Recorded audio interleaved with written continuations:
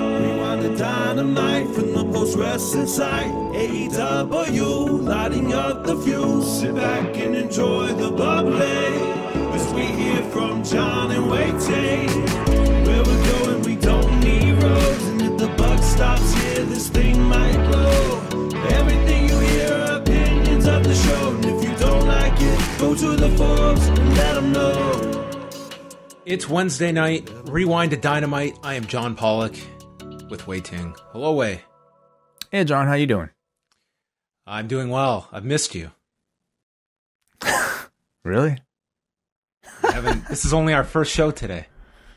Yeah. It's unlike previous days where we've had to do twice a day. Sorry, I've never heard you say that on to start one of our shows. So it kind of caught me off guard, but it's nice to hear. Wow. Yeah, I've missed you too. Well, I'm glad to hear that. 'Cause I can definitely tell. You can break the fourth wall here that the last couple of days, you have not missed me when we have had to start some of these shows. Can you be honest with the listeners out there? They want to know. You've been a little sick of all this recording with me. Well, it's got nothing to do with you specifically. If you wanted to call up to have a conversation about life, I'd be more than happy to entertain. But I don't miss waking up in the morning to watch 5 Japanese matches before the rest of the stuff we have to do. I want to know how Bachelor in Paradise was on Tuesday night. It was a very satisfying conclusion to a very drama-filled season. Yeah. Oh, it's over. This was the end. It was the finale. A 3-hour finale, John. Get out of here. It was 3 hours? I cannot imagine. Did you watch it all? You think wrestling pumps out a lot of content? This season started off with 2-hour episodes on a Monday and a Tuesday. And then they kind of eased off and did only 2 hours for a few weeks. But then the season finale, the last 2 episodes were 3 hours each. And I was there for all of it, dude. It was it's terribly trashy but incredibly gripping reality TV. Is there a winner? Is there a couple that emerges? What is the end goal? So this. No, I can't believe I'm even talking about this shit. But so there is The Bachelor. Are you familiar with the concept of The Bachelor? One person, basically, several people can contest for the affections of one person, and at the end they have to get engaged. So throughout all these processes of these bachelors and bachelorettes, creating all these different contestants, you kind of create a bachelor universe. And Bachelor in Paradise is where you take all the contestants who are not hooked up and you put them all on an island so that they can hook up with each other. And rather than, I guess, one person, getting kind of courted, everybody gets to date each other. And at the end, you end up with multiple couples, potentially. And of course, multiple engagements as well. So that's how it ended. There were several couples coming out of this 3-hour finale. Yeah. Well, who's going to make it? Who do you think has the best shot? None of them. Are you kidding me? They've only known each other for a month. None of them are going to make it. You kidding me? What could go wrong? Yeah, it's ridiculous. But what fascinates me is as much as I think the reality TV is interesting because they just make it very just amusingly addictive. It's the culture surrounding it that is just so incredibly deep too. We think that we in pro wrestling have a pretty crazy system of journalism. I mean, The Bachelor, that stuff is crazy. They make charts and data about how many followers people have gained after every single episode. The rumor mill is crazy. Spilling tea, as they call it. This person was spotted on this person's Instagram. This person tagged this other person, so they must be cheating on this person. It's insane, dude. It's high school, but times a million for the whole world to see. Wow. Well, this sounds fascinating. Not enough that I would ever jump into this kind of thing, but I'm intrigued nonetheless. Yeah, it's nuts. So I'm sorry I disturbed you because on Tuesday night, I was busy sending you Von Wagner promos, and you just responded that at what you were watching, and you probably made the wiser choice of what to spend your Tuesday night watching. Well, I ended up catching NXT after the fact, but I don't know if that would have held my attention for 3 hours. I know that there are going to be some that it's just they are always going to find the good. Dude, this NXT show, it's pretty bad. Yeah. Honestly, I don't know if it's designed to be competitive. Like, yeah, sure. I don't know. I don't know if Raw is designed to be good anymore either. But I think more and more. This is nowhere. Raw can certainly have its negatives, but I'm watching this and I'm watching a time warp of pro wrestling, and I don't know if. I think at times this new format kind of gets a pass because it's, well, this is best suited for WWE's needs. And to me, it would be like a hockey team that has fallen in love with like the neutral zone trap because it was successful for a time. But every team and every coach is so far ahead of this system that it's a completely irrelevant way of playing nowadays to be competitive. So are we going to award this system that is I cannot even begin to compare nights from Tuesday to Wednesday night, but it just feels like I am watching WWE's tribute to Women of Wrestling or Glow, and that is our Tuesday night 2-hour offering with the professional poker player, the Sopranos guy. It's just practice, dude. We're watching like their promo classes. We're watching their, I don't know, character development classes. And we're seeing like ideas that, you know, clearly are created in those systems come out onto TV.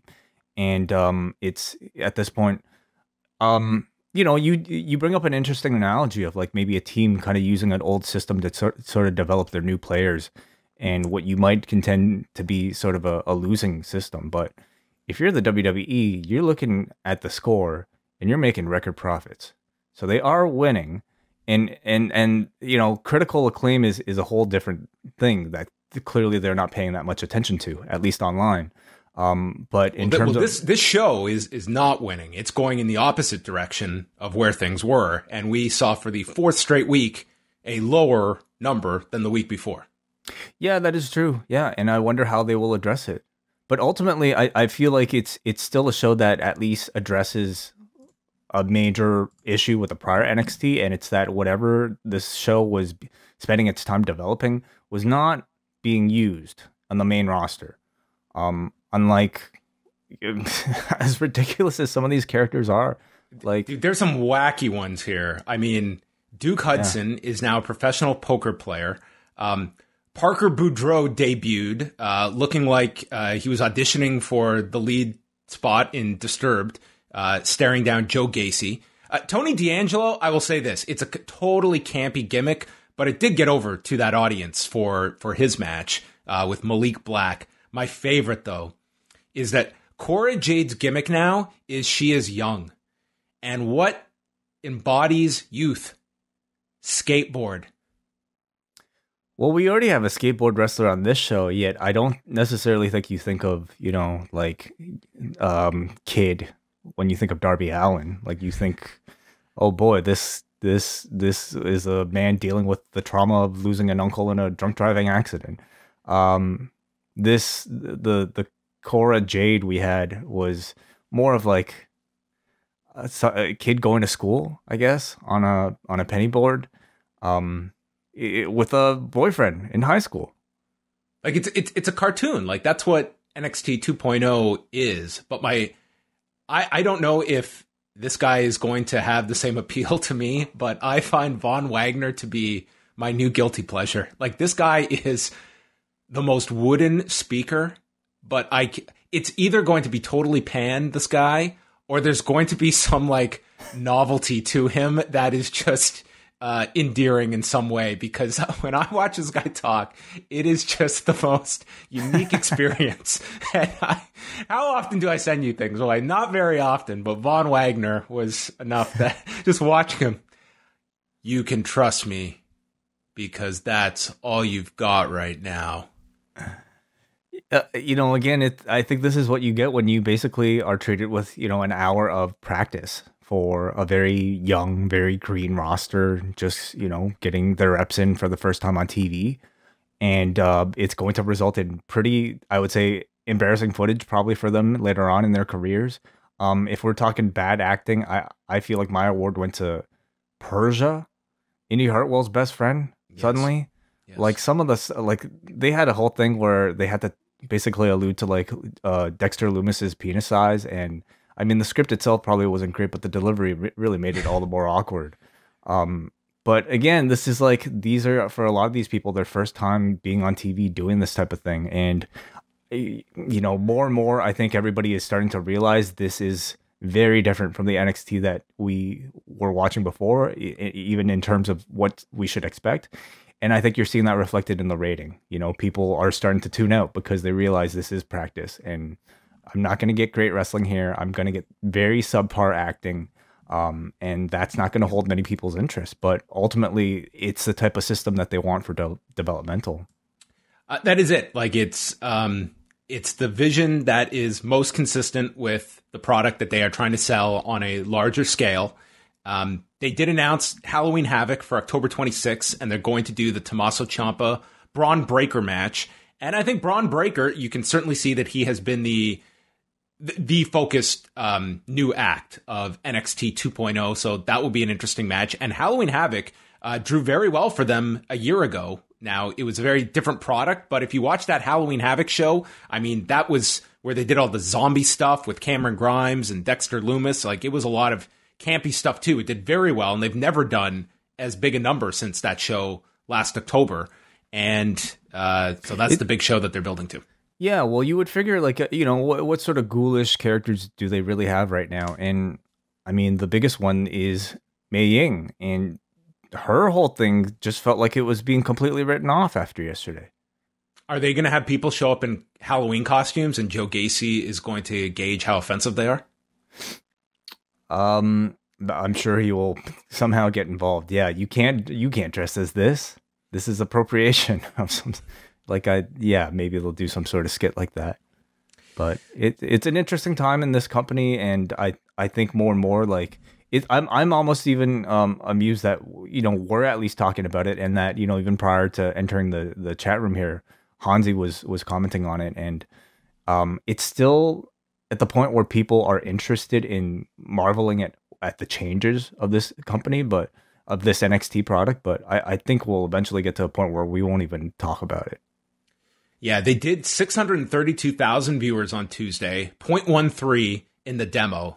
So that demo, it's not their lowest of the year, but it is in the ballpark of their lowest this year. Now, they were going against that giant Red Sox-Yankees game, so that was significant. But they were down for the fourth consecutive week since the revamp that they've been down each week. Maybe the answer is Canada way, because in Canada, their numbers were up. They were up like 25% in viewers. They did 73,000 on Sportsnet 360. So this is striking a chord with Canadians. I wonder what it is. There's no Mountie on this show yet. Dude, the Canadian numbers, it's a smaller sample, but it's like sometimes you get these wide variances, and it's very hard to find patterns.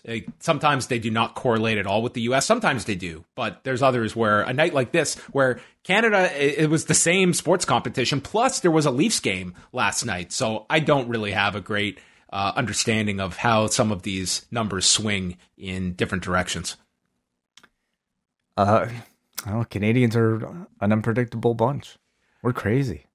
Well, not crazy enough to omit one of the great Canadian legends way for the Canada Walk of Fame, because Bret Hart is part of the next induction class that will happen in December, where he will be alongside the founders of insulin, Banting and Frederick Banting and Charles Best. Holy shit. The real best there was, and ever will be. Keanu Reeves is going in, Julie Black. There's a whole list. Hold on a second. The R&B artist? Yes. Who I've actually interviewed for a weigh-in once. I would say I'm sorry. I know Julie Black's had like probably quite the career. She's an on-air host and whatnot, but I feel like four of those people are far more famous. But I mean, it is the Canadian Hall of Fame. I do not have bios on every single person that they have listed here, but I would venture to imagine that the most significant people on this list by a significant margin are Frederick Banting and Charles Best, whose findings have literally saved lives. But yeah, Bret Hart is part of this list. So that will be happening in December, and it'll air on CTV. Well, that's quite the class. Congratulations to them all. Moving on, let's chat about some other news items here. Raw from Monday night, going against Monday Night Football. They were up for the draft. They were up 9% in viewers. They did 1,857,000.52 in the demo. That was also up 9%. So this was a modest increase that they got for the draft. So that was that's a positive sign that you can take going against Monday Night Football, which still did over 12 million viewers. Men 18 to 49 were up 14% this week. So that was their largest gain among the demos. So it seems like the draft at least had some cursory interest this year. Although looking to last year, in some demos, they were actually up from the draft last year, which was in the Thunderdome. You look at 2019, I mean, it was staggering. Adults 18 to 34 is in half of what they did 2 years ago for the Raw draft.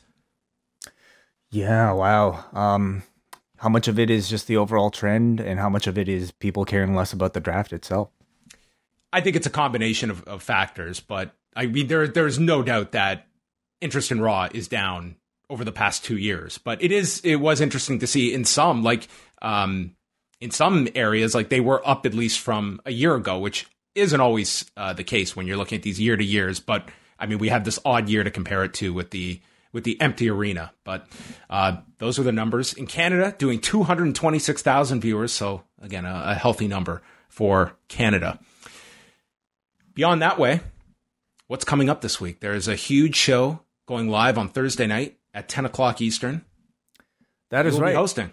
Yes, I will be. I will be joined by W.H. Park, Nate Milton, and Rich Fan to talk about the season finale of Marvel's What If, which just dropped today. And we'll be taking live calls. We'll be discussing our thoughts on the season as a whole.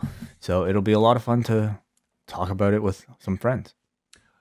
The last thing I forgot, I got this press release actually during Dynamite, but this is the official announcement of the return way of WOW, Women of Wrestling.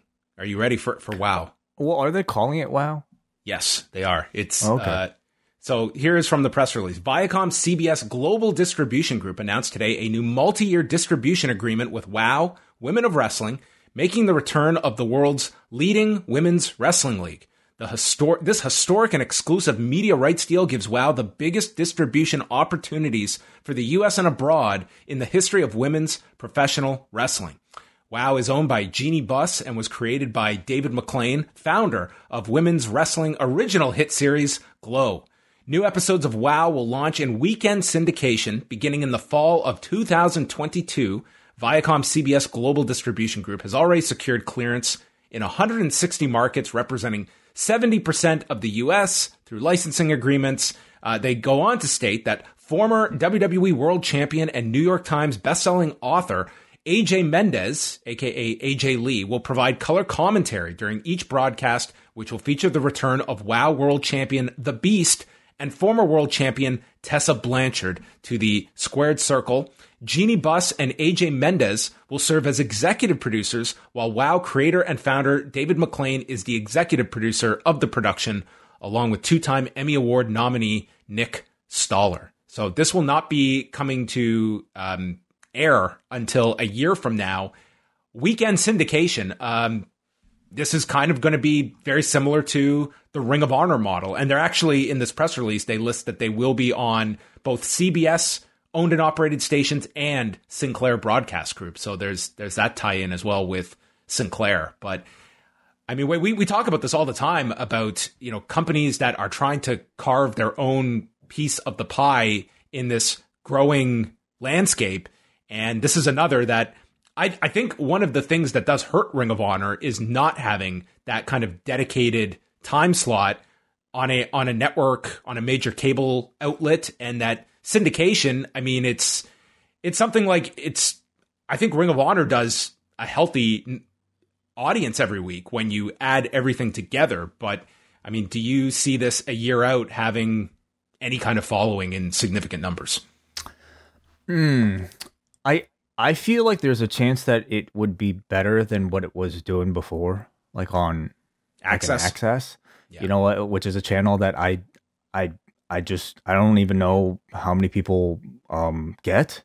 I think, you know, WoW just even airing in spots might have a better chance of people just flipping through and catching that channel.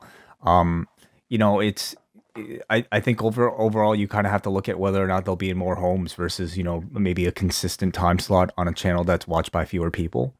And I think a lot of it will have to do with whether or not like there will be good wrestling on the show. I mean, it also depends what sort of audience that they're aiming towards. I mean, if it's going to look exactly like maybe the Glow or WoW model of old, they're not exactly going to be reaching much of the fan base that watches a wrestling product like AEW or people who listen to a podcast like this. Instead, I mean, I don't know who it's going to reach. Like, I don't know. You're at non-wrestling fans, like, you know, people who remember the 80s and are nostalgic for Glow, perhaps. I don't know. But the promo little video I saw, I mean, heavily promoted Tessa Blanchard, which immediately received a whole lot of online criticism. If you read the comments on the responses to the tweets, so that's something that they're going to have to face. And with AJ, especially as Tessa, you would assume like is there to be one of the front facing people of this project and putting her out there in the media. Like that is something you are going to have to confront if you're utilizing Tessa Blanchard. Totally. And with AJ Mendez being an exec producer, I really do wonder if there will be a shift in philosophy in how they present the women's wrestling. If there will be sort of a, you know, more increased significance placed on in-ring quality. Will the roster that they acquire have more to do with how great a wrestler somebody might be versus maybe how campy the character they can portray may be, or how stereotypical the character they can portray may be? I certainly hope so, because I mean, obviously that's just the taste of the modern wrestling fan, but that depends if they want the modern wrestling fan. Yeah, that's your question. I think like if you're looking at what people associate women of wrestling and Glow as, it just feels very, very dated. The other question is, you know, when you're talking about, you know, WWE has a thriving women's division. You're seeing AEW that just with the introduction of this title, I think you're going to see them continue to invest in women's wrestling. Ring of Honor has recently reintroduced their women's division with the title coming back. MLW has brought in a women's division. Like there are a lot of outlets for women's wrestling, and you want to have, I think, a combination of great talent, but also some stars in there as well. Like what is the landscape going to look like that people are going to be coming and doing women of wrestling when there are other viable outlets? Yeah, sure. I would imagine many of the talents that are signed to WoW are probably not going to be on exclusive deals. They'll probably be allowed to work, you know, at least your indies, if not maybe even other TV shows, perhaps as different monikers or different characters. And, you know, from the looks of it, I think it'll be a relatively high level of TV production. And I think if you're any sort of wrestler not signed to a major corporation, that'll always be a benefit to your exposure.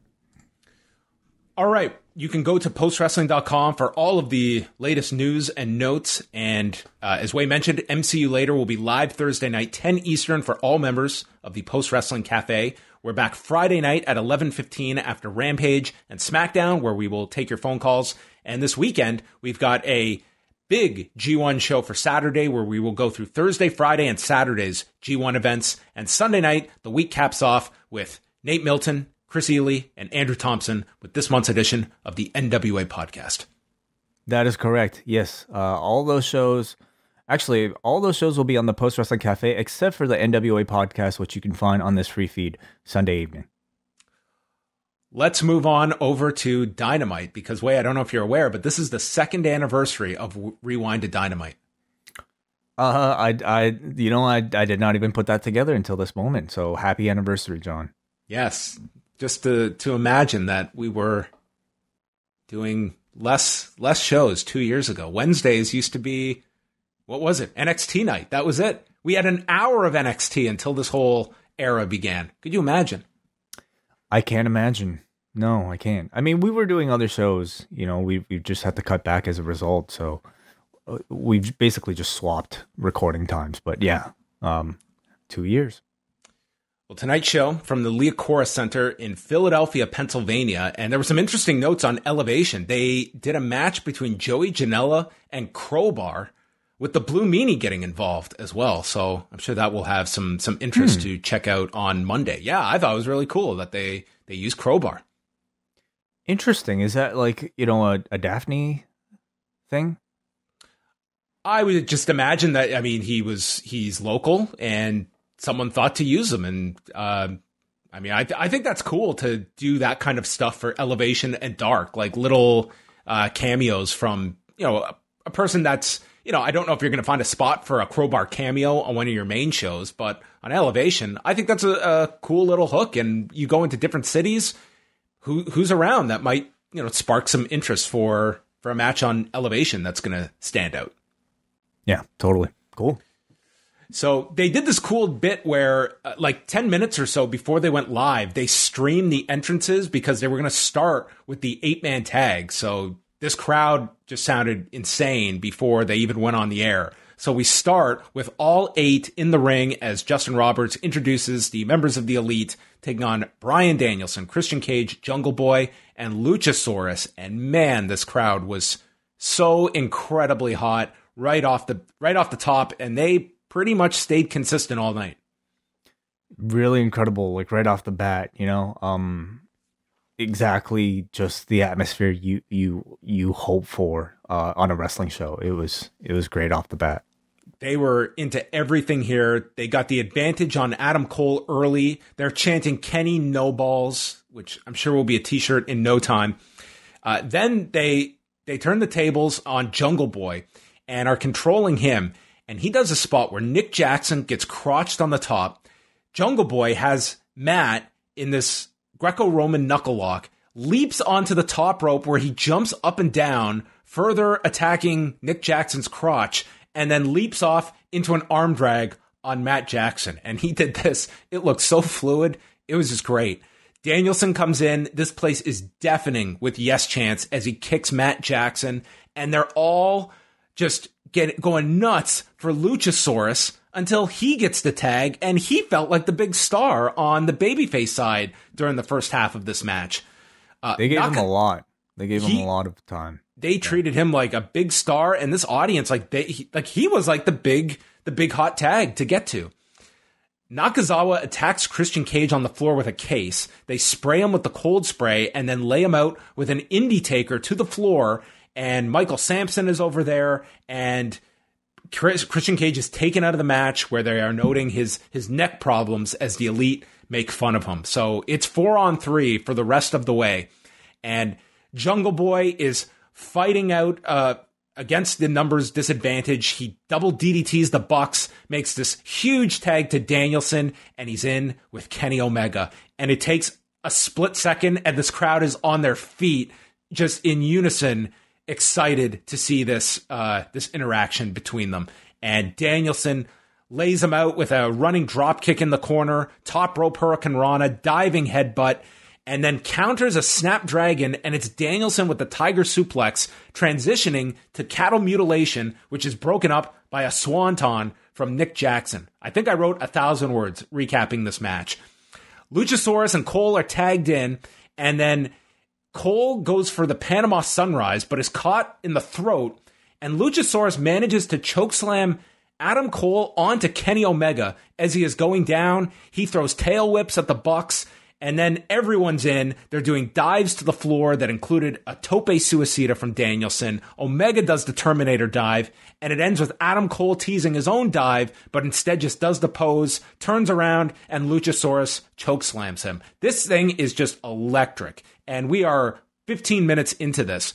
The Jurassic Express gets stopped, and then the Elite go for this 4-person sit-out powerbomb for Kenny Omega, who falls down with Luchasaurus. And it's like the one rare, blowing spot involving these guys, and the crowd just boos it. Yeah. And the Elite just sell it like they succeeded. Like, we did it. We picked them up and we dropped them on cue, and it just made the crowd more livid. And I mean, it was like this hiccup that you either run with it or you pretend, or you're like time stands still, and they just ran with it, and they had a lot of fun, and they like celebrated as if they had just pulled off the most miraculous 4-on-1 maneuver. I would love to see them reattempt it and have it look exactly the same shitty way, and as if they meant to do it exactly like this. I bet you, they will do it again like this again in the future. God. At least on being the Elite. They'll talk about it on BT, I'm sure. Yeah.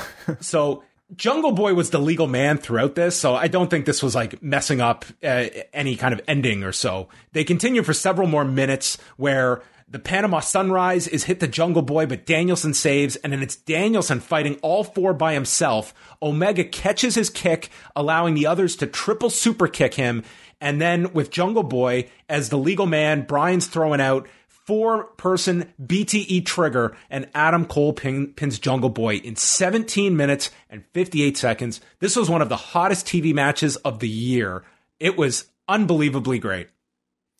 It was so fantastic, and I feel like that's always the case anytime we have the Bucks involved in one of these opening tag matches. They always turn out this well. Powerbomb botch aside, I thought this was just such a wonderful multi-man opener that, I mean, in many ways followed the template of their previous tag teams with this group. You give a ton of shine to these baby faces.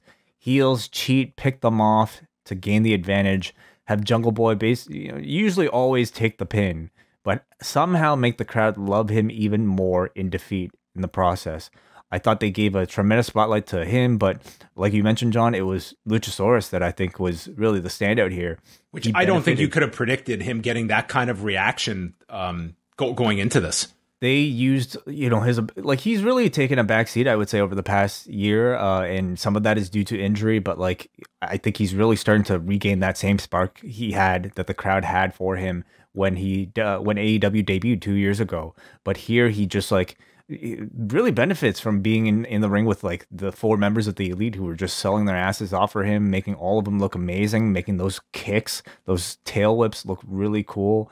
I love the moment that they had between Bryan and Kenny, really just kind of showcasing what has become, I would say, a pretty legendary match between the two in a short amount of time, and already creating such great anticipation for their rematch just by having the two of them look at each other and stare at each other in the ring.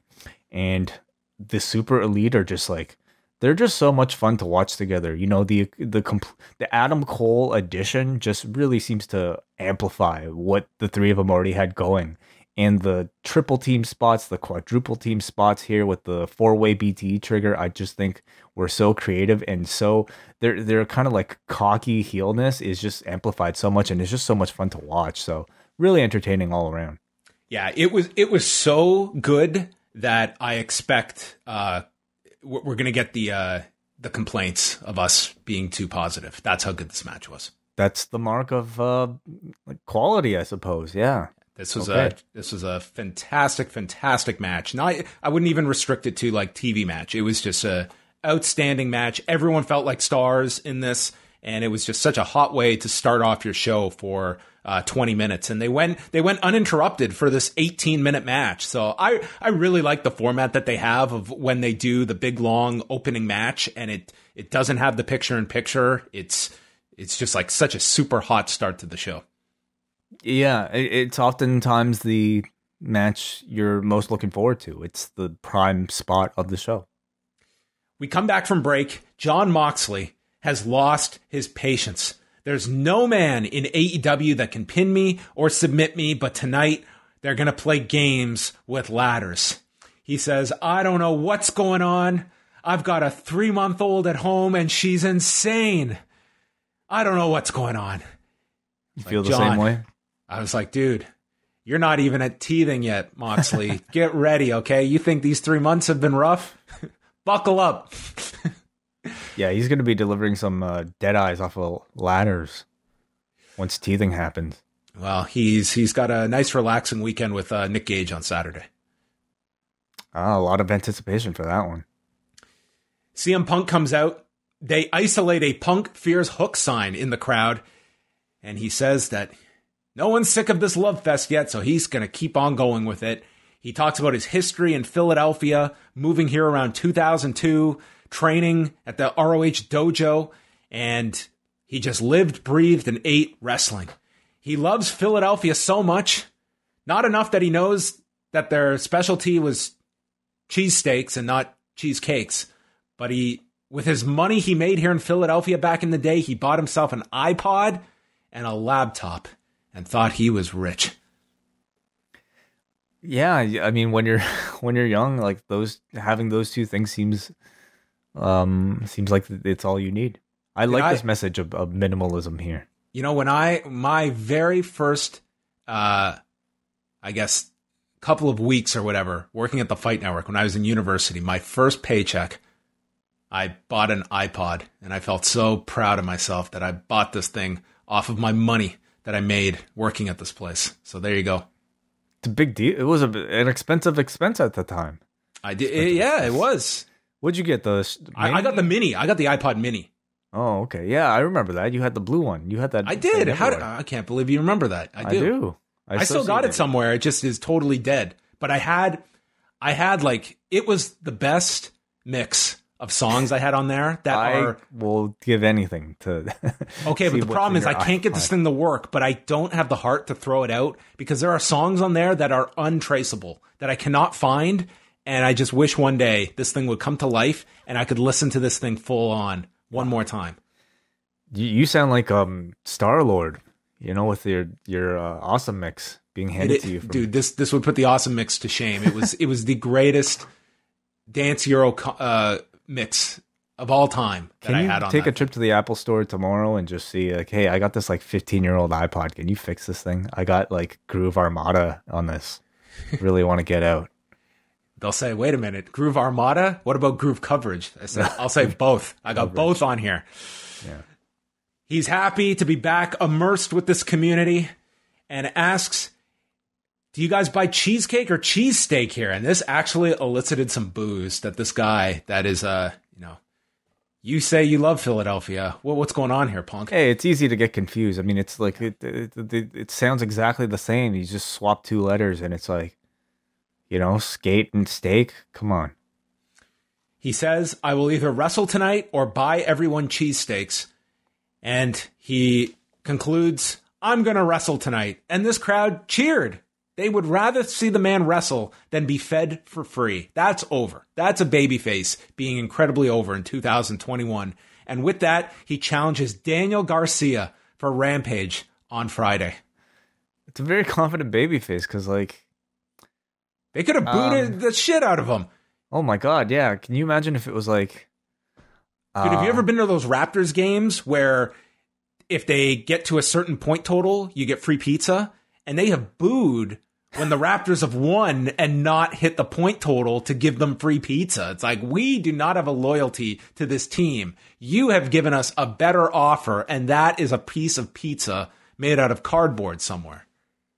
Yeah, it's not the best pizza at all, but I mean, food is sometimes more important than sports, but not in this case. People wanted to see CM Punk wrestle.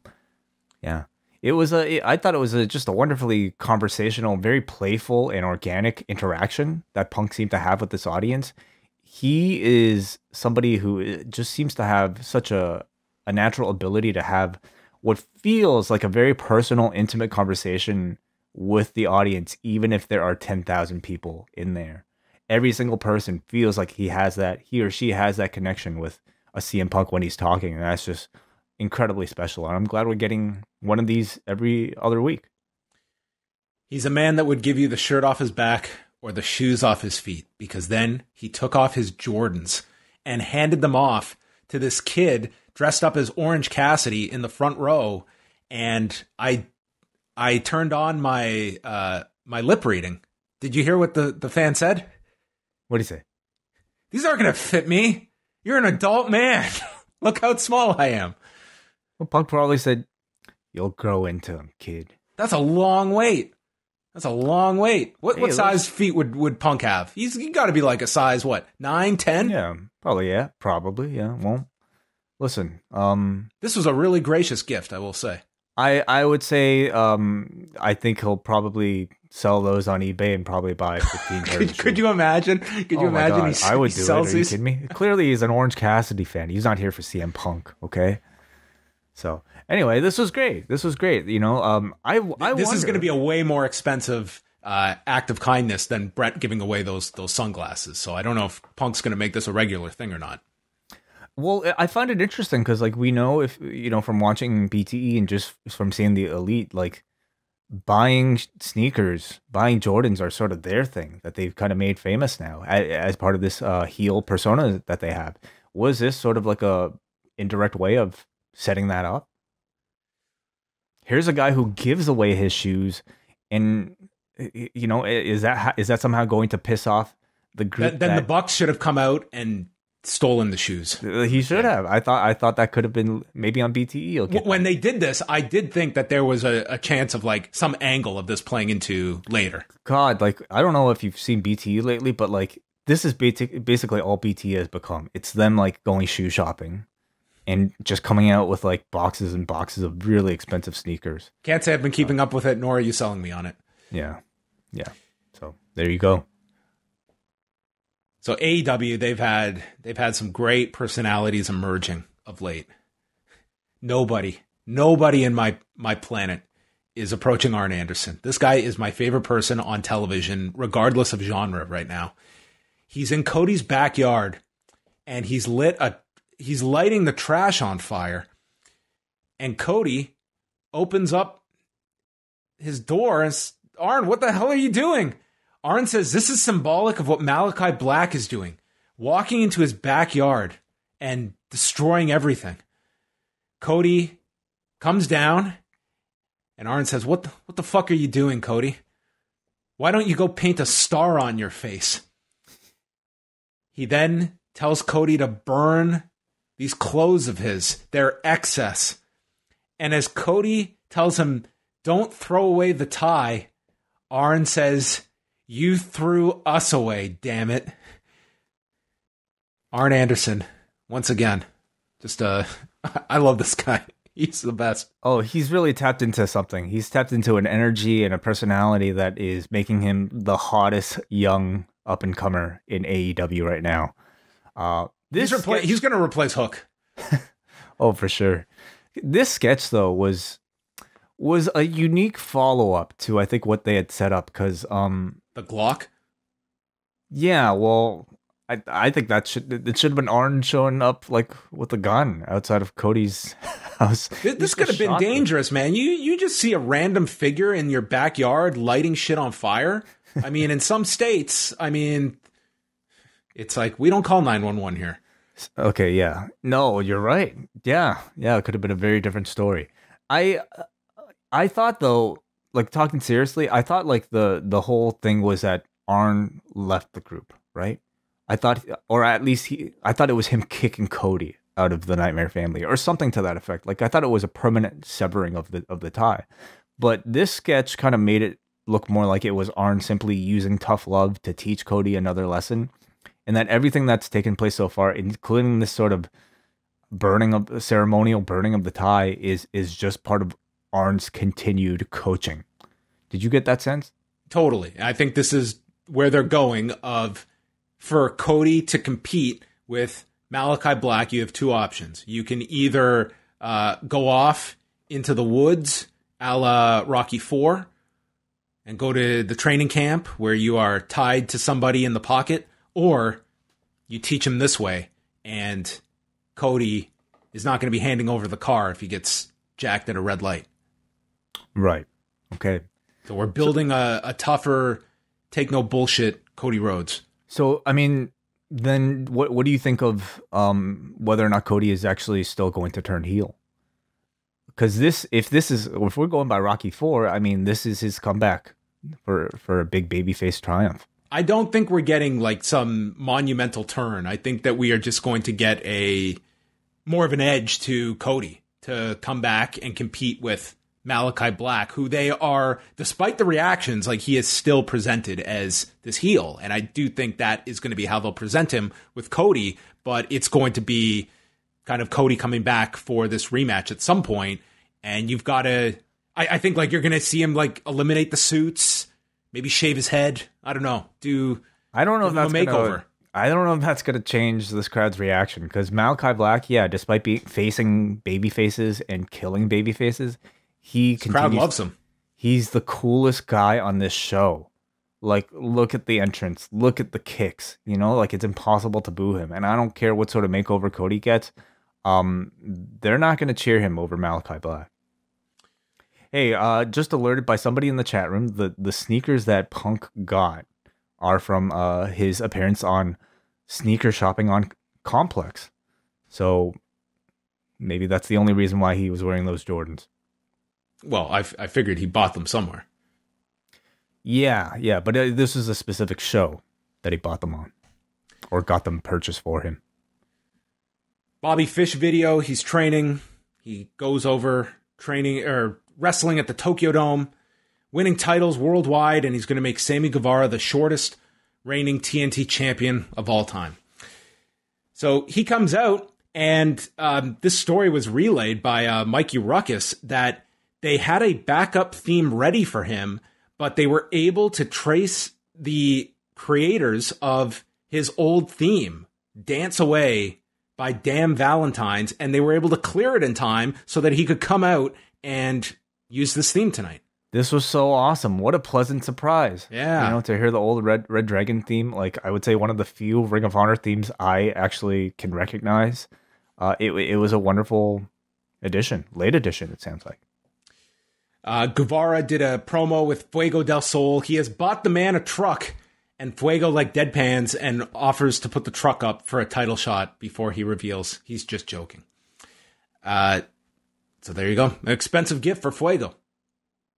It's a nice, yeah, those are expensive trucks. Insurance. Is he paying for insurance as well? Like, that's not cheap. No, that's on Fuego.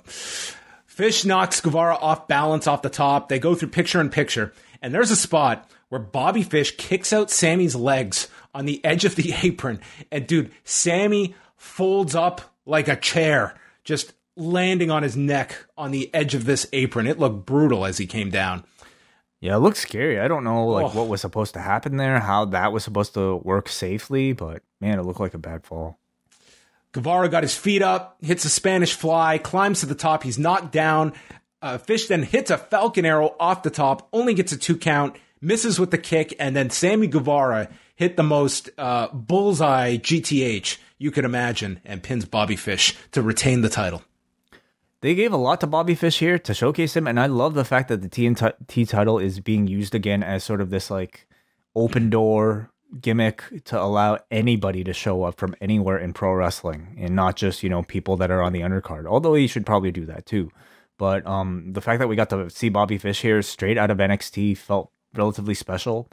I thought it was a good match, but sorry, go ahead. Yeah. Oh, I was just gonna say it was funny because Excalibur got in a line here about most people would know Bobby Fish from his time in Japan.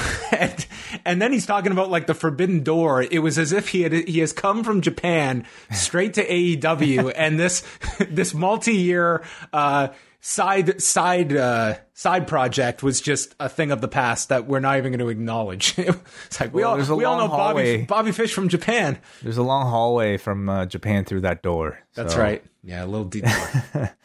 I thought the match was good, but it wasn't exactly a match that lit the crowd up. You know, for a crowd that was as energetic as they were for much of the rest of the show, there were moments where they really felt like they weren't as loud, at least on TV. I think Fish's style, to me, is really fun to watch. His striking looks as good as ever here, but I do also feel like it's an issue where I don't know if he comes across as exceptional in any way on a roster that is already as stacked in so many different styles as it already is. I also feel like he would play a better babyface in an introductory role like this, instead of sort of playing, you know, like dominating heel here, trying to stifle the high flying of the babyface. To me, like what the Bobby Fish story is right now is the fact that he is at the tail end of his career trying to, you know, like clutch onto like one final run for the top. Like it's the Rocky VI story. I mean, and I don't know if, like, you know, this got to showcase necessarily like the best elements of him that maybe AEW could be using. So while I thought it was a good match, I don't necessarily think it was really a good enough type of appearance for the audience to be clamoring. for him to be signed. At least that's how I sensed it. What about you? Everything you just said, I thought was necessary for a promo to set this up for people to, okay, it's Bobby Fish, but what is he fighting for? What does this represent?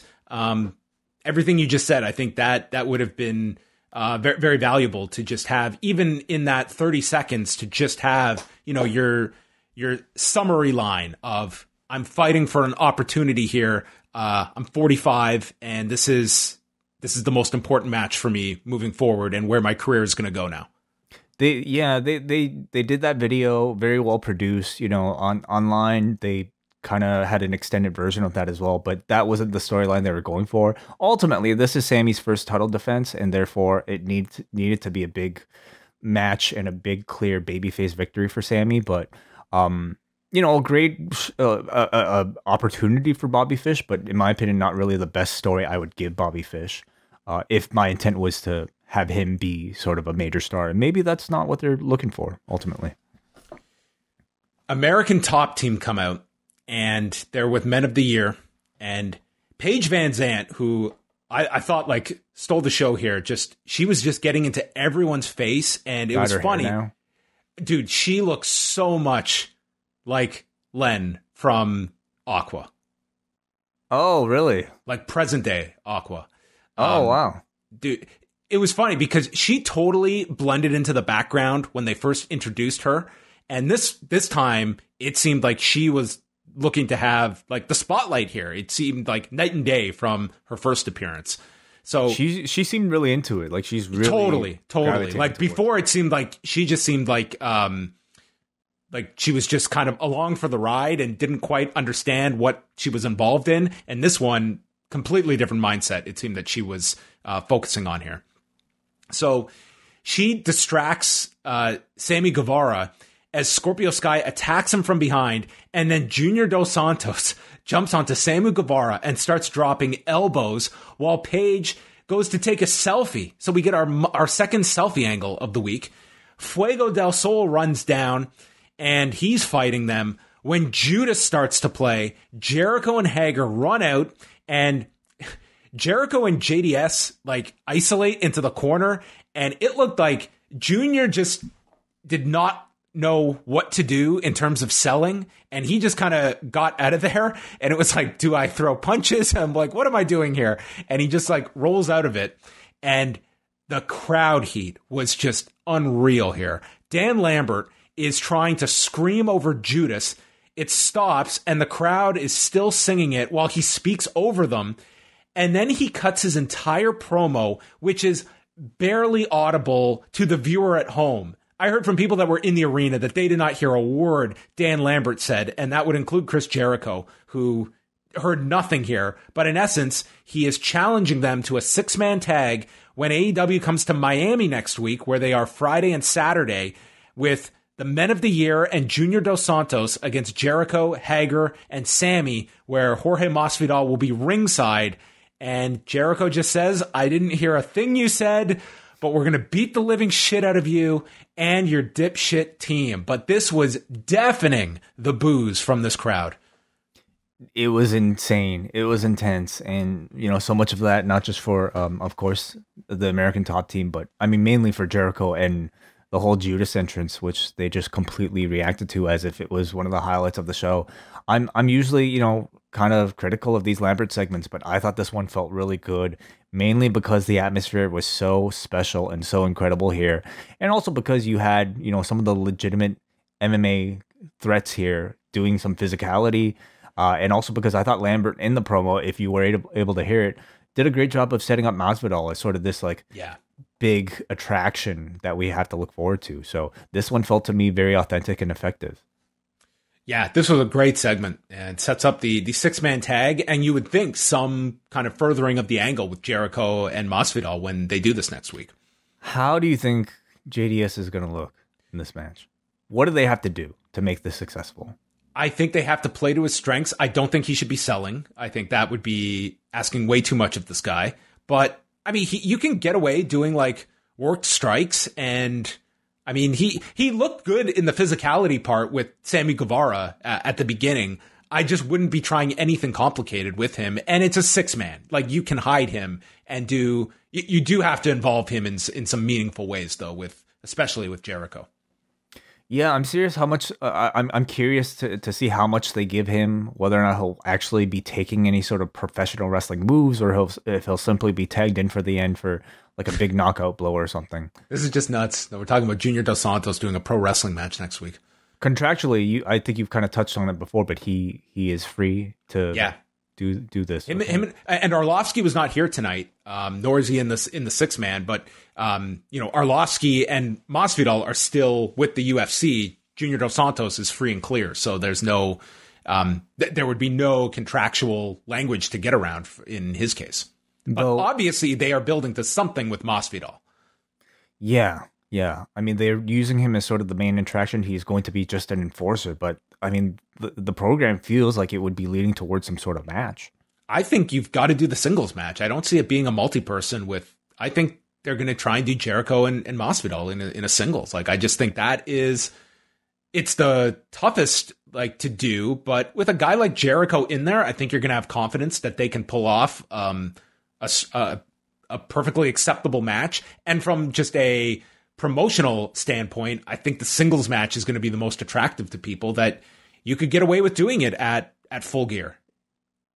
What a roster of opponents Jericho has had this year. It's pretty nuts when you sit down and look at this past year of the matches that he has been tasked with having. It's quite the wide variety when you're going from Juventud Guerrera to Nick Gage and Jorge Masvidal. Yes. The Acclaimed cut a promo. They want the tag titles on Friday. The Lucha Brothers wear masks because they're ugly, and they're going to stop their Scooby-Doo villain asses. Fun little backstage rap from Caster here. Tony Schiavone's in the ring for the major announcement that Tony Khan had promoted. He notes the anniversary, the changing of the industry, and that last year on the anniversary, they introduced the TNT Championship, and now Dynamite is moving to TBS on January 5th and will add the TBS Championship. It will be in the women's division as Aubrey Edwards reveals the belt, which has the TBS logo on it, and a tournament will begin.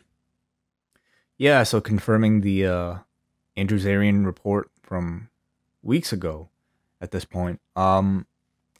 It's cool. Yeah, it looks just like the TNT title, except it's blue instead of red.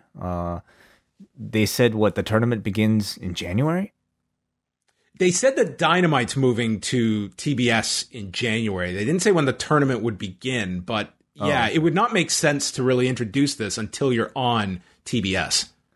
Right, okay. Because I guess maybe at that point wasn't completely clear for me. It wouldn't make sense until you did the move, but everybody is already kind of talking about entering the tournament now, and can they hold off the tournament that long? It's a fair amount of time when we're talking about 3 months before this move. I mean, I guess you could start the tournament now, and you build up to the finals are that first Dynamite on TBS. It's 2 months. It's more than 2 months. That's an eternity. It's 3. It's almost exactly 3 months. Yeah, it's 3 months. Wow, that's a long time to run a tournament if that's the case. But or they said that I don't know. Please, somebody in the chat room enlighten me. Maybe I missed something. But obviously it's good for the women's division. This is one of the biggest sore spots of AEW that people often criticize, and rightfully so. The fact that women just don't have as much screen time, and this division is largely underdeveloped when it comes to characters, or at least superstars. So more titles, at least I think to me in theory, means more airtime for characters and for storylines in the women's division. But of course, it all comes down to execution. They can make all the titles they want. It depends on how they use them. The women's championship that they currently have prior to Britt Baker, I wouldn't say has received a whole lot of airtime, considering how long Shida was champion. So AEW still really has a lot to prove themselves, and we'll see, because the microscope is on them right now. So does this mean these titles have to be exclusively defended on their channels? They haven't stated that. I don't know if you're going to be so rigid with that. It seems like you're really going out of your way. If you're building to those quarterly specials that are on TNT, and you have a hot program for the TBS title, it's all in the same family. So I don't see why there would be some hard and fast rule between them. Yeah, you're probably right. And I mean, that would mean no TNT title matches on Dynamite. Yeah, which would get tricky. And then we had Jim Ross in a sit-down interview with Darby Allin. This is the road trip. That would be just something else to see these two sharing a car together. Jim says, nice of you to sit down with me on Casual Wednesday. Darby Allin completely no-sells that comment, and he says that MJF was an arse last week for his comments he made to Darby. And Darby explains why he paints half of his face, discussing when his uncle was drinking and driving when he was 5 and died as a result of it. And he paints his face because he feels like he is dead in 50% of him. He faced death that day, but I'm still here. And mentally and physically, he will not be beaten by MJF, who has never met someone like Darby Allin. I love these settings, you know. Anytime JR sits down with somebody, I think it's the perfect place to just pull material from these wrestlers in a very serious, more intimate setting. This time, I don't really think Darby said anything different that we hadn't heard before from him, explaining the reason why he paints his face. But perhaps they felt it was a story worth repeating for this particular story with, you know, several, probably 100,000 people watching right now. I would imagine there was a decent amount of people that don't know that backstory before MJF brought it up. So I think it was important to reiterate it. So, it explains it. It gives further context, and they're going in that direction, obviously, for the match, which we will see the angle for later. But first, Darby took on Nick Comoroto, and during the entrance, Darby dove off the top onto Comoroto and Aaron Solo on the floor.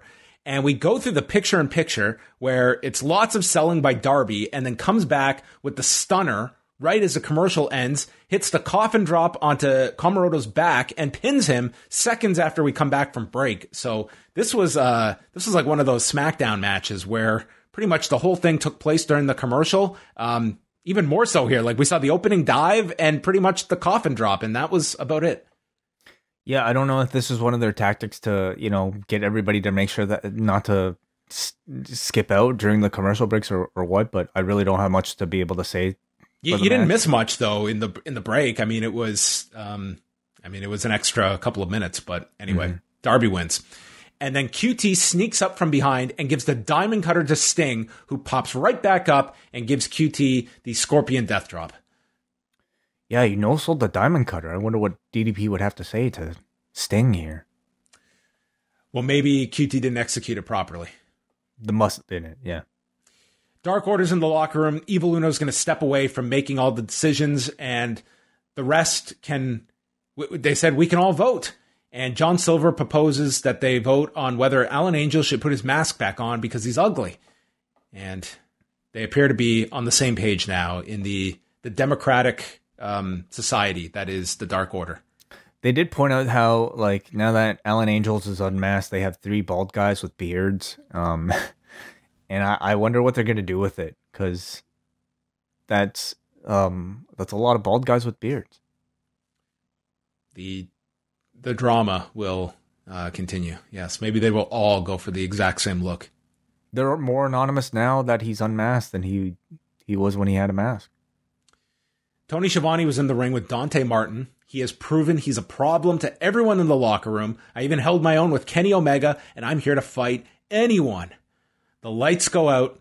Malachi Black is in the ring under a spotlight. He spits out the black mist and follows it with the black mass that is now identified as the back mule kick. And dude, Dante Martin sold this thing to perfection. He just took the backwards plunge right onto the mat. The lights go out. They come back on. Malachi Black's the most over babyface in this arena. And Black accepts that challenge as Dante is out cold on the floor. Again, they continue to make Malachi Black the coolest babyface on this show. Like, it's impossible to boo him. And I don't think they really care, you know? Like, as long as he feels like a big deal, as long as he feels like a superstar, which he is coming across, that's probably all they care about. But I thought Dante Martin, you know, we don't often hear him speak, if ever, on Dynamite. And I thought he sounded really good. His confidence and delivery, I thought were impressive.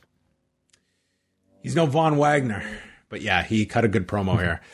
Then they had Ricky Starks in the next segment in the ring with the FTW title, bringing up its roots in South Philadelphia with Taz, and said that he has the same mindset Taz did, unlike former champion Brian Cage, who didn't show up for work tonight. He wanted to have a Philadelphia street fight. And with that, Brian Cage charges the ring and attacks him, and Starks leaves with Hobbs and Hook. Yeah. Some bad information relayed to Ricky Starks. Yeah, I know. Like, not only was Cage here, he got dressed in his gear and everything. It's a hard guy to miss in the back. Yeah. So they're going to do this on Rampage. They're going to do it on Rampage, the Philadelphia street fight. Yeah, again, it's been a while since we've seen Ricky Starks have a full-on match on Dynamite. He did a dark match, and this will be, I think, a big test. It's a big thing to come back from a neck injury to suddenly just go into this Philadelphia street fight. They had a procession of the females that are going after the TBS title. We heard from Thunder Rosa, Sky Blue, Ruby Soho, and Jade Cargill, with Mark Sterling stating she's going to turn that title into that bitch show. That bitch show. How about that bitch shit? Throw a shit in there. Throw all the bad words that you can say. We didn't have enough shit on this show. We got Jericho one from Jericho. He got two in the same sentence. So Jericho knew that they were limiting them tonight, so he was going to squeeze them in. He had to outdo Seth from Monday. Yes. Can't have Raw outdo AEW on the shit count. No, you can't. No. Hikaru Shida versus Serena Deeb. When are we going to get like a match type, like a like a blood, guts, and shit match or something, Bloody shit and guts. Blood, shit, and guts. Tables, ladders, and shit.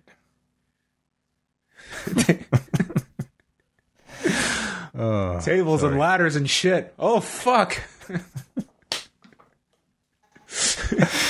JR, you've got the read tonight. This match between Hikaru Shida and Serena Deeb, I enjoyed the idea of this match so much. So they have had a custom-made trophy for Hikaru Shida, but it does not say Hikaru Shida's name on it, because she's got to win this match first, and then she would become the first woman in AEW to win 50 matches. They did this gimmick with Jungle Boy earlier this year. Yes, they did. Yes. So all she has to do is beat Serena Deeb, who is coming back. This is her first match since mid-July. And they had a very nice match. Shida landed a running knee from the floor as Deeb was draped on the edge, pulled out the chair, but then Deeb took the chair and threw it underneath, and the crowd booed. Like, we want a chair, goddammit. So they went through picture-in-picture, and Hikaru Shida continues with her knee strikes, and she blocks the Deeb talks. Deeb goes for a Gato clutch, only gets a 2 count, and then Deeb chop blocks and dragon screw leg whips the knee of Shida. Shida avoids another chop block and uses this sit-out dominator and a falcon arrow, getting 2 near falls on Deeb. Deeb then resorts to gouging the eye and uses an inverted dragon screw and the dreaded Deeb talks, but Hikaru Shida kicks out. Then Deeb goes for the Serenity Lock, drills the knee over and over into the mat before locking it on, and Shida taps. And the reaction, this crowd, they were like, no, the trophy was made for her. She's not going to get it. And Deeb wins in 10-17. She takes this trophy and she blasts Shida with this trophy. And I really like this idea that this just felt like this foregone conclusion. This was a layup for Hikaru Shida to get this bloody trophy. And they went the other way with Serena Deeb and really cemented this heel turn for her. And I thought this turned out really well. I thought so too. I loved this little fake out that they did here, with whether or not it was intentional, like the Jungle Boy thing, which was a long-term setup back then. I thought it was absolutely that was to heat him up for the Omega match. Mm-hmm, mm-hmm. And this, like, everyone, I think, just believed like this is just like a nice way to give Shida this accomplishment. And I think people were legitimately surprised by this end. I certainly was, because I think so often in wrestling, you see a trophy set up for somebody with their name on it. They're probably just, it's a foregone conclusion. They're just going to win it at the end of the match. The fact that they instead used it to heat up and cement Serena Deeb's heel run while in the process, I think you already give a great value to Shida by, essentially you're telling everybody, hey, this is the person with the winningest record in AEW. I think you make both of them in the same process at the same time. So I really enjoyed this, and, she will eventually get that trophy, but she won't be getting it in Philly. So, Wai, the long-term goal here, as someone that obviously loves her share of puns with the Deeb talks, does it not make sense that the DBS title will be coming her way? Ooh, the DBS title. Yes. Moving on. Alex Marvez was with Darby Allin, and he is told that the challenge has been made for Dynamite next Saturday. There's no Dynamite next Wednesday. We'll go over that with MJF, and Darby accepts when a limo pulls up, and Darby's getting all set to fight when a masked man attacks Darby from behind with a chair and then takes control of the camera. It's like, you guys want to have home invasions on SmackDown with camera operators? We're not even going to do an attack backstage without explaining why the camera is filming this crime. They also clearly had a lot of pull because the audio guy joined in on this as he was holding the cables here. They didn't want to lose the sound. Maybe the audio guy is a part of the Pinnacle. That's what I thought. So they're attacking him. They send Darby into a guardrail. The other masked members get out of the limo. There's an F10 onto the guardrail. Tony Schiavone was the best. It's the Pinnacle! It's got to be the Pinnacle! As he's watching all of them hit their signature maneuvers, ending with MJF, who chokes Darby with the skateboard, but never reveals himself. So they go back to the commentators on camera. Tony Schiavone is livid. He just stares a hole into the camera and says, "It's MJF." He's not going to let anyone give any benefit of the doubt. This was the Pinnacle, and that was MJF who committed this crime. Schiavone made this segment. Well, prove it, Tony. Come on. Never saw their faces. This could have been character assassination. No, this is a fun little beatdown, and I think it'll be fun to see how the Pinnacle weasel their way out of it. What excuses they give.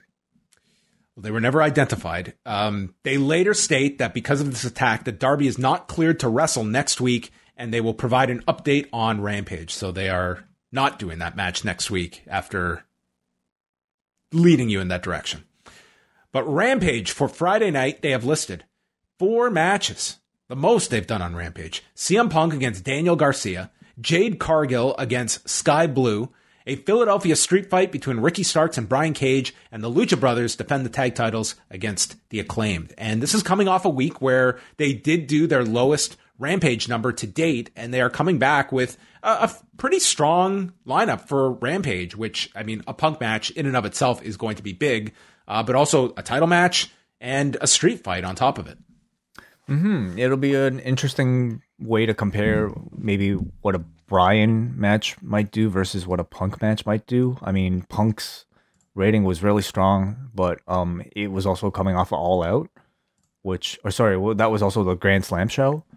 So this is just a bit more of a typical edition of Rampage, but it is CM Punk, so we wait to see what he'll do. It looks like a stacked lineup. Yeah, so they'll do Rampage this Friday with that lineup, and then they don't have another show until next Friday's Rampage because they're doing back-to-back nights in Miami, Friday and Saturday, with no Wednesday Dynamite next week. Okay, all right, so a whole week without AEW. What are we going to do? We haven't had that in forever. Yeah, Wednesday night. Oh, you got Dark and Dark Elevation, I guess. And Roads to the Top. Roads to the Top has Wednesday to themselves. Mm-hmm. With MLW on Wednesday as well. Lio Rush does a promo addressing Dante Martin. He's a big fan of his. And I'm a businessman, and you're hurting. You're an undervalued commodity, and if you take this challenge from Malachi Black, maybe you need some guidance. And he suggests that his people call Dante's people. So hinting at some kind of alliance between Lio Rush and Dante Martin. Yeah, I really wasn't sold on this LBO Leo character last week, but I just really appreciate being able to hear him speak and cut promos again, and whether or not it'll be him sort of managing or being a spokesperson for Dante Martin, or if it'll be Lio Rush versus Dante Martin. I think both of those scenarios sound really great. So I'm happy just to be able to see that Dante Martin probably get something that isn't just, a spot in a tag team match. So yeah, what do you think is the likely scenario? You think he's gonna turn heel and I guess join Lio Rush, or is it more of a feud between the two? I would not turn Dante Martin. I think they've got something great with this guy. I thought... or is this even a heel character with Lio Rush, or is it a babyface character? Maybe not necessarily. I think Lio Rush is better suited as a heel, but, is going to be, when you put him in the ring, is going to... I think people are going to get behind him very easily. He's a great promo. You could use him as a mouthpiece, but I think his prime focus should be as a wrestler. So it at least gets him involved with some kind of story. We'll see where it goes. He's going to have to I wonder how that match with Black will go, because I don't think it'll just be Black squashing him. Like, they've given Dante Martin No, they've got to do more with Dante than that just being a quick match. Last week on the Wednesday, man, I thought CM Punk did such a great job putting Dante over during that match. Oh, they gave Dante so much over Kenny, so I think it'll be a very competitive match. But coming out of it, how are they going to pivot to this Lio Rush thing? Maybe Dante turns him down, and then Darius links up with Lio Rush. Whoa, brothers feuding? No. Yeah. Not around Thanksgiving. There was a leverage buyout of the Martins. Ooh. Yeah, I don't know. Tony Schiavone interviews Baker, Rebel, and Jamie Hayter. Baker makes a joke about the new title. She thought it'd be the Cartoon Network title. And all the jealous bitches in the back can fight over the new belt and have fun fighting in your little tournament. I'll be watching from the top. Yeah. All right. Cool. Casino ladder match was the main event. It started out, so the way this works is that two people started, and then after every 2 minutes, a new entrant was added to the match. However, if someone grabbed the poker chip before the others entered, then they're just screwed.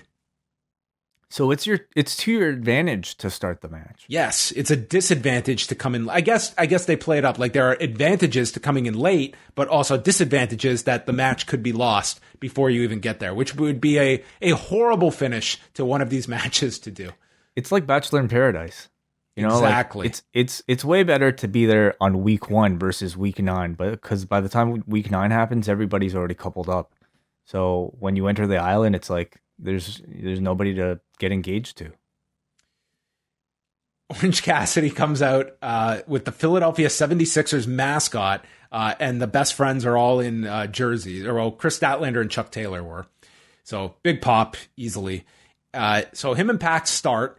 And Schiavone takes a moment to just thank JR and Excalibur for such a great 2 years. And dude, this man is just so happy to be on this show every week. Yes, he is. Yeah, it's fun.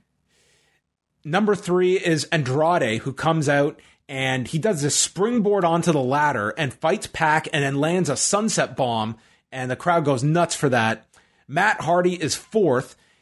Followed by Lance Archer, who enters during the picture-in-picture and just destroys everybody. We come back from break. Moxley is number 6 as Archer is awaiting, and the two brawl in the crowd. Archer gets caught in the ladder and takes a bunch of orange punches. And then with the ladder upright, with Lance Archer's head through it, Cassidy tries to climb the ladder and gets stopped. The final entrant, the Joker, is Hangman Page, and this crowd goes insane for Page. And I thought this was such a just such a reassurance that everyone it was throwing out names and potential surprises. And I thought it was great that they didn't have to go to the surprise route. And instead it was like one of your own guys that is poised for big things. And he got equal, if not bigger, a reaction than a new debut was going to get. Totally. Like, who out there would have received a bigger reaction than this? I mean, I think anyone just showing up for the first time of a certain level would get a big reaction. Even a Bray Wyatt, Bray Wyatt would get a big reaction, but I don't think it'd be as big as this. It's hard to say. Like, the surprise pop is always like big, but sometimes it's inflated from how over someone is going to be. This is one where the guy's already over, and it was just, we don't need like another surprise at this moment, in my opinion. And it was just great that Page got this role and just felt huge in and of itself. And it's one of your guys that was not a letdown in any way, shape, or form.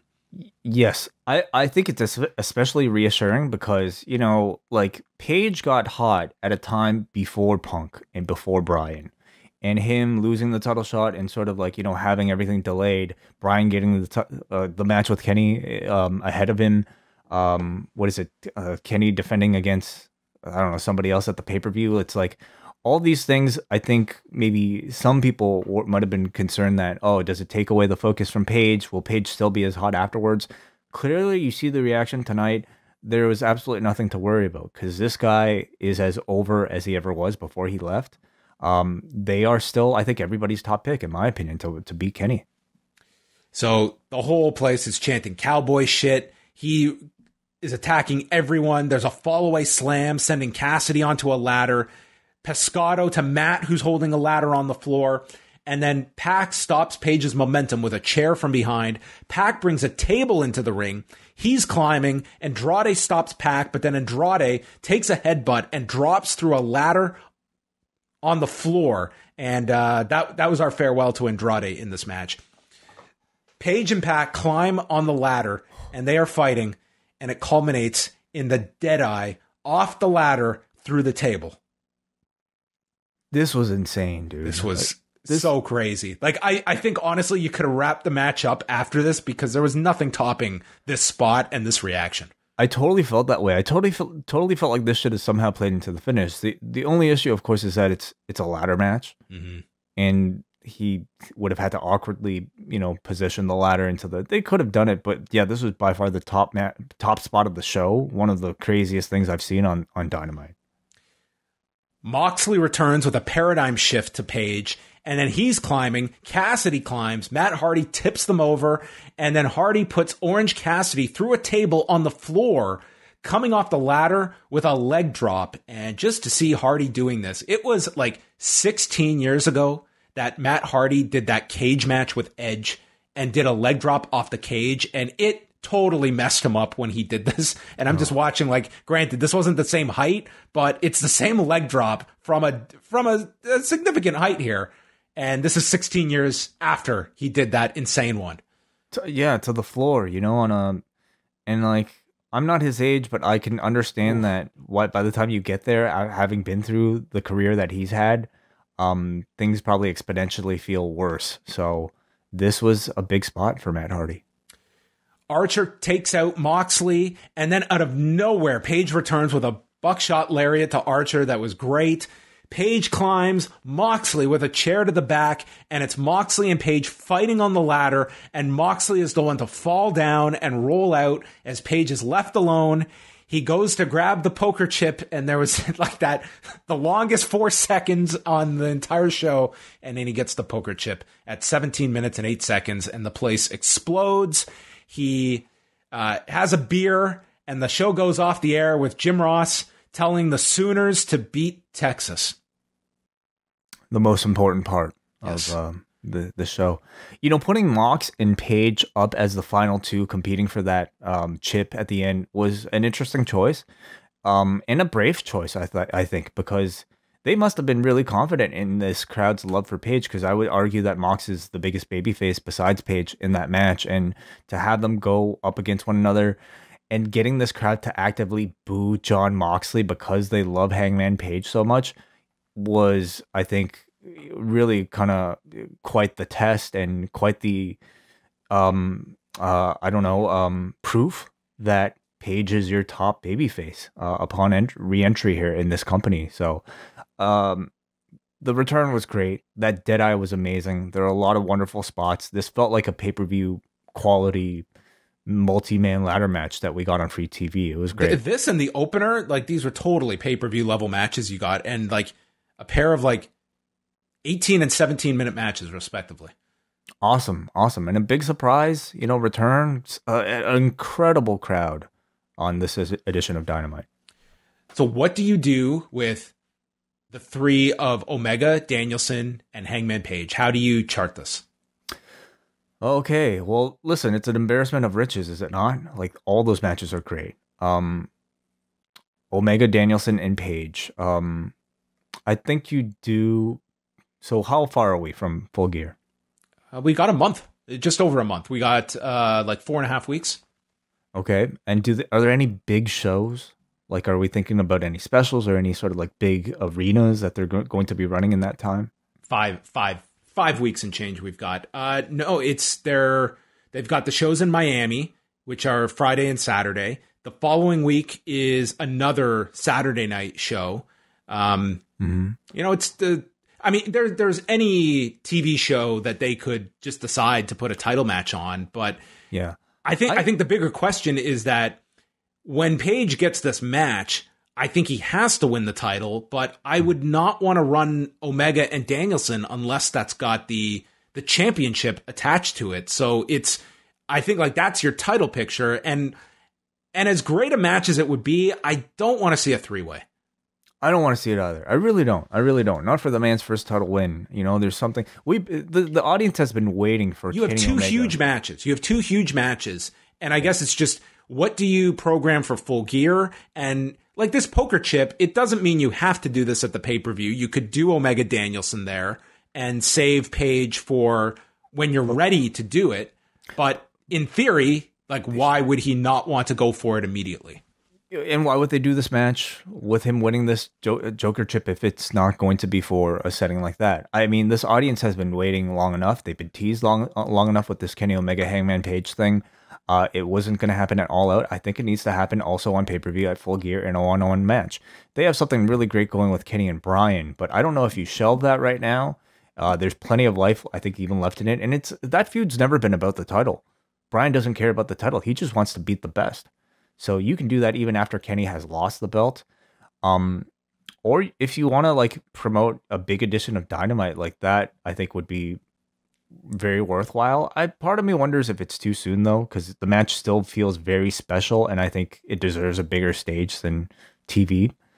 Is there any, like, you have Full Gear in Minneapolis, and the Dynamite coming out of that is in Norfolk, Virginia, which is wow, huge. Like okay, I mean, his first coronation as a champion. Come on, that's perfect. Are you suggesting a title match in Virginia instead? I don't rule that out as a possibility. Okay, that's interesting too. That, I think, if you're not going to do it on pay-per-view, like the moment of him winning it in his hometown probably be just as special. So what? Promote Bryan versus Kenny at Full Gear, and then the rematch happening, or sorry, Page gets the winner the very next Dynamite. Well, you need to have Page in a big way on that show. That's and does that not telegraph the winner of Full Gear? Like, it's obviously not going to be Bryan. No, the story concludes with Page beating Kenny. I don't think completely. It won't be Page beating Bryan. If anything, it'd be a 3-way, but it's going to have to be Hangman Page pinning Kenny Omega. There's different ways you can go. I think they're all intriguing directions. It's just how you map this out and what they see as the biggest shows. Like, obviously, yeah, just looking at the schedule here, obviously you have Minneapolis, which is big with the pay-per-view. You have that Virginia Dynamite. They're going back to Chicago for the Thanksgiving Eve edition of Dynamite. Then they're doing Long Island in December. Like, all of these shows. The Long Island one, that's the new arena where the Islanders are playing. So that's a pretty big arena. Right. Yeah, no, it's a lot of great problems to have. I think you're talking about two equally attractive programs with two very attractive baby faces in Bryan and Page. Maybe you do a little feud between the two of them heading up to it to see who I don't know, gets the pay-per-view spot. Yeah, it's very interesting to see where they go from this, or if. Yeah, it's very intriguing because you have the whole story of Page coming up short, and now he comes back more confident than ever. And I think like there's also a lot of character stuff to do with Page in this whole thing as well. I think so too. Like what has got him to this place now where now he is ready to go for this championship that in theory tonight sets him in the direction of. And the man is a brand new father. Doing dead eyes off of ladders to people. Man. Like, what's up with fatherhood making these guys even more bloodthirsty than usual? Yeah, we've got all the new fathers. Cody, Moxley, Hangman. Yeah. Setting up that AEW Kids division. Well, let's see what everyone had to say about tonight's show. Forum.postwrestling.com. Tonight's show gets an 8.83. Hey, we also have some breaking news. Okay. Welcome to the team, Bobby Fish. Evidently, that was enough because he is all elite. All right, they have obtained Bobby Fish, so there you go. Cool. You know what? I didn't think the match was like amazing, but I'm really happy to see him in this system. I think there's so much good story to tell with this guy that, you know, let's be honest, NXT was not even going to dig into. Like, forget WWE main roster, but even NXT, they weren't really going to give this guy the amount of airtime that I think AEW could. So I'm excited for it. All right, let's get into the feedback here. Do you want to start things off? Yes. Did we go to the rating? The rating, 8.83 out of 10. So very good. We go to Chris from Melbourne, who says, I'm just going to say this. I love it when a weekly wrestling TV show leaves me feeling happy and excited, not confused or frustrated. It's a great thing. Let me do the next one too, John. Noah from Vaughn says, Hangman returning and winning the ladder match was just a perfect end to a really fantastic show. It's really nice to watch a wrestling show that leaves you excited for the next show, and man, am I excited to see what's to come. Shida and Deeb tore it up, and that 8-man tag was bonkers. Brian from New Jersey, currently in Philadelphia. He says, I've waited 2 years for AEW to return, and they did not disappoint. Great opener with the entrances, apparently YouTube exclusive. Wild main event, albeit with the usual spots of convenience and ladder matches. Called it on Adam Page being the Joker. Thrilled to see him there along with Punk and Danielson earlier. Energetic crowd. Goes on to say, nice to see two of the best women on the roster get time, and I love the finish. Dark Elevation had appearances by Crowbar and the Blue Meanie, and before the show, waiting outside the venue, I saw Punk walk his dog Larry around the building and pick up his poop. Happy Wednesday. That's quite the sight. There you go. The precursor of tables, ladders, and shit. Mm-hmm. Interesting. Cool. We got to Aaron from Brampton, who says, maybe I'm out of the loop, but I don't get why the Pinnacle needed to wear hoods when they ambushed Darby Allin. It didn't really add anything to the ambush. I think it is merely done to set up like their denial story. Yeah, later. Because in storyline, they commandeered a camera and attacked someone, and they should be fined and suspended, and they're going to have to prove that it was them. Yeah. I did also find it a bit awkward. Like, you know, when in wrestling history have we seen sort of an unnecessary hooding, or maybe, or like, you know, masking when it comes to like these backstage attacks? But I think they'll follow through with it. Do you ever think AEW could book a feud between CM Punk and Dan Lambert's stable? Or do you think they should keep Punk's name far away from anything related to MMA? I personally feel like there could be an intriguing story there. I don't see any reason why you could not do that. I think at some time, like, they will bring up his MMA stuff. Like, that's good material for a heel. And Punk can have an equally strong rebuttal coming back about what MMA taught him. I would absolutely use that for material later. Yeah, this is not an octagon. You know, you're in my arena now. This is my sport. I'd be interested in seeing a sort of war of words between CM Punk and Dan Lambert. John from Baltimore, just watched the show live and in person. Hangman's return was the loudest reaction I've ever heard in person. That was an amazing moment, even after I didn't think anything would top CM Punk cutting a promo about cheesesteaks in Philly. At least from inside the arena, the show didn't seem too rushed, but I also didn't have to pay attention to the video packages. Besides the obvious names, Luchasaurus got the biggest pops for his spots in the 8-man. You know, there was a lot on this show, but I didn't find it like my head was spinning, as some Dynamites can leave you. Me neither. I thought they gave plenty of time for a lot of like the major moments to really sink in. I did not feel like this show was rushed. Even the end here with Page winning, like there were several moments where he was just there to like pose with the belt, and we could all celebrate it. They didn't just go off air. And a lot of promo time too to break up the matches. Like you got quite a lot of promos on this show. I thought the show was paced well. We go to Mark, who says, in the last 60 days, we've seen AEW debut Bryan Danielson, Adam Cole, and CM Punk. We've seen dream matches, sold-out stadiums, and so much great action, but nothing is as fulfilling as seeing Hangman return tonight and knowing where the story is headed. To me, that speaks to what is so special about AEW and Dynamite's short history. Knowing it is a show and company that aims to satisfy their audience, knowing you as a viewer can invest emotionally and with your time and be rewarded. A perfect way to celebrate 2 years. Kate writes, I think that anyone who thought that Hangman Page had been forgotten and that audiences wouldn't care when he came back should find some paper, roll it up, and give themselves a little smack.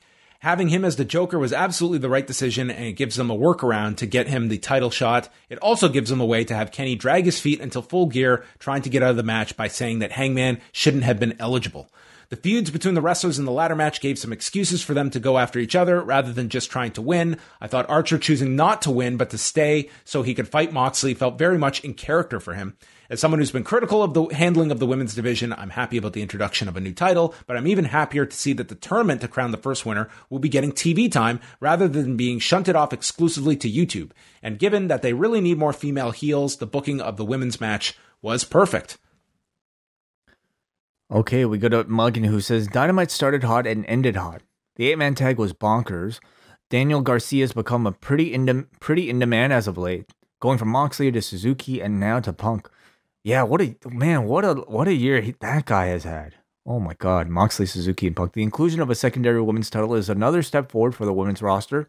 Deeb versus Shida was solid, with Deeb denying Shida her big 50th victory. All right, the clock is now ticking on Omega's reign of terror. Okay, let's go down to Jay from Colorado. The card for tonight's show was stacked. It delivered. It wasn't a perfect show. There was some awkwardness, botches, and broken microphones, but none of that mattered because the wrestling was great, the promos were on point, and the stories were thoughtfully told inside and outside of the ring. I have more than enough reason to tune in on Friday and every night they ask me to. I'll end with this. If I had to choose one MVP for the last 2 years of wrestling on TNT, it would be the entirety of AEW. The entire organization has been top-notch from the top all the way down. As a wrestling fan, I couldn't be more thankful for AEW and every single person in it. Without it, I probably wouldn't be watching wrestling right now. Alrighty. Okay. I think that's it. Or maybe we go one more here. MJ from NJ says, what a show. The opener of the Jericho segment, the return of the anxious millennial cowboy, some great in-ring throughout the night. Another week, another amazing crowd. Their hype is infectious to the viewer at home. Did I plan on going to Miami for Rampage Dynamite on a Friday or Saturday night? No. Am I going to wind up going? Probably. Tickets are $35. I cannot think of a more fun night out than going to one of these shows, and this is after being at All Out and Grand Slam. Each week it looks like an awesome atmosphere. These weekly shows feel like events the likes of other promotions do not. All right. Well, thanks, everyone. Thanks for the feedback. And that brings to a close another edition of Rewind-A-Dynamite, the award-winning Rewind-A-Dynamite. What awards have we won? I haven't figured them out yet, but I'm sure there have been many. Really? I don't know. I don't think we've won any awards, but I don't know how many awards there are for Dynamite review podcasts out there. So I think we deserve one, though. No, either way. Well, we are going to be back. Way is here Thursday night, 10 Eastern. I look forward to your takes on the final What If. It's going to continue, is it not? Next season. Oh, there's another season. Okay, well, that's great. Friday night, we will be live after SmackDown and Rampage. And then Saturday, G1. How are you going to do this, Way? Are you going to just like stockpile these G1 shows and watch them in one sitting? No, I'm going to take your tactic. I think I'll be watching every single week or every single day. But we will be saving them podcasting and discussion for Saturday. That is right. So there you go. G1 coverage continues Saturday. And Sunday, once again, the NWA podcast will drop on the free feed for everybody with Chris Ely, Nate Milton, and Andrew Thompson chatting all of the latest news and sharing their thoughts on the past month. So catch all of that great stuff. Postwrestling.com is where you can go and subscribe to the YouTube channel. What are you missing out on? Everything. A chance to see what we look like when we speak. What more could you ask for? On that note, goodbye.